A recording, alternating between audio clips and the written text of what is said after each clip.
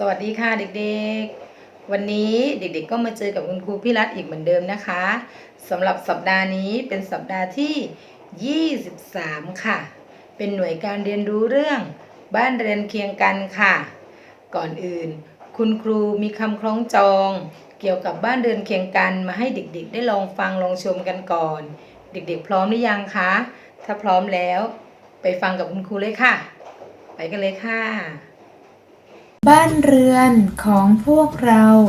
ไม่เงียบเหงาอยู่เอกามีเพื่อนร่วมชายคาสนทนาปราศัยกันเราควรมีน้ำใจรู้จักให้และแบ่งปันสิ่งของอาหารนั้นแบ่งปันได้ไม่หวงของรักษาความสะอาดช่วยปัดกวาดให้หน้ามองรอบบ้านทุกหลังต้องสะอาดโล่งโปร่งสบายปลูกต้นไม้ที่สวยงามชมทุกยามสุขใจกายอากาศก็สดใสใครได้ชมชื่นบานตาขยะที่สกปรกไม่ทิ้งรกให้บาดตาเชื้อโรคจะนำพาโรคทั้งหลายมาสู่ตนขยะที่มีต้องลงถังสะอาดจังทุกแห่งหนบ้านเรือนทั้งตำบลน่าอยู่จริงกว่าสิ่งใดบ้านเรือนที่เคียงกันเราช่วยกันสร้างสุขได้ทุกคนมีน้ำใจก่อให้เกิดสุขร่วมกันจบไปแล้วนะคะเกี่ยวกับคำคล้องจองบ้านเรือนเคียงกันต่อไปคุณครูก็มีคลิปวิดีโอเกี่ยวกับเนื้อหาสาระจะมาให้ความรู้เกี่ยวกับบ้านเรือนเคียงกันให้กับนักเรียนมีเนื้อหาสาระดังนี้ 1. ความหมายความสำคัญและชื่อของเพื่อนบ้าน 2.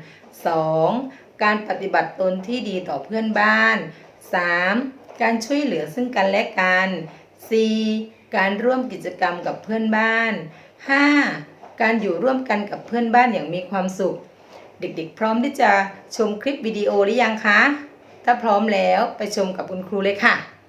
ไปกันเลยความหมายของเพื่อนบ้านนะคะเด็กๆคือบ้านเรือนที่อยู่ใกล้กันมีการสร้างสัมพันธ์ที่ดีร่วมกันค่ะเราเรียกว่าเพื่อนบ้านค่ะเด็กๆต้องเรียนรู้ชื่อเพื่อนบ้านที่อยู่ใกล้เคียงกันนะคะว่าเพื่อนบ้านของเรามีชื่ออะไรบ้างเผื่อต้องการความช่วยเหลือจะได้เรียกหรือจะได้แจ้งเพื่อนบ้านได้ถูกนะคะส่วนความสำคัญของเพื่อนบ้านนั้นคือเพื่อนบ้านจะช่วยดูแลรักษาความปลอดภัยซึ่งกันและกันนะคะเด็กๆต่อไปเรามาดูการปฏิบัติตนต่อเพื่อนบ้านกันบ้างดีกว่าค่ะอันดับแรกเลยเราต้องทำความรู้จักกับเพื่อนบ้านของเราก่อนค่ะอันดับที่2ก็คือเราจะต้องทำตัวเป็นมิตรที่ดีนะคะเด็กๆและก็มีน้ำใจต่อกันด้วยค่ะการปฏิบัติตนที่ดีต่อเพื่อนบ้านอีกข้อหนึ่งก็คือต้องมีความซื่อสัตย์ความเกรงใจไม่ขโมยของหรือหยิบสิ่งของเพื่อนบ้านและต้องมีความเกรงใจไม่ส่งเสียงดังซึ่งเป็นการรบกวนเพื่อนบ้านนะคะเด็กๆต่อไปเรามาดูการช่วยเหลือซึ่งกันและกันของเพื่อนบ้านกันบ้างดีกว่าค่ะการช่วยเหลือซึ่งกันและกันนะคะเด็กๆคือเราจะต้องมีน้ำใจต่อเพื่อนบ้านของเรานะคะแล้วก็ต้องไม่ทะเลาะกันสามัคคีกันกับเพื่อนบ้านนะคะและให้ความช่วยเหลือเพื่อนบ้านของเราเมื่อเวลาที่เพื่อนของเราเดือดร้อนค่ะต่อไปเรามาดูการร่วมกิจกรรมกับเพื่อนบ้านกันบ้างดีกว่าค่ะว่ามีอะไรบ้างการร่วมกิจกรรมกับเพื่อนบ้านนะคะเด็กๆเช่น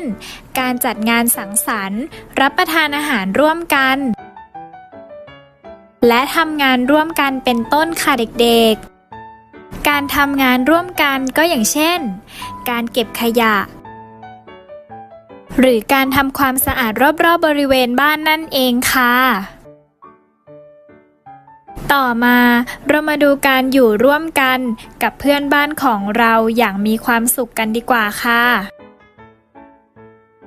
การอยู่ร่วมกันอย่างมีความสุขกับเพื่อนบ้านของเรานะคะเด็กๆอันดับแรกเลยคือเราต้องพึ่งพาอาศัยกัน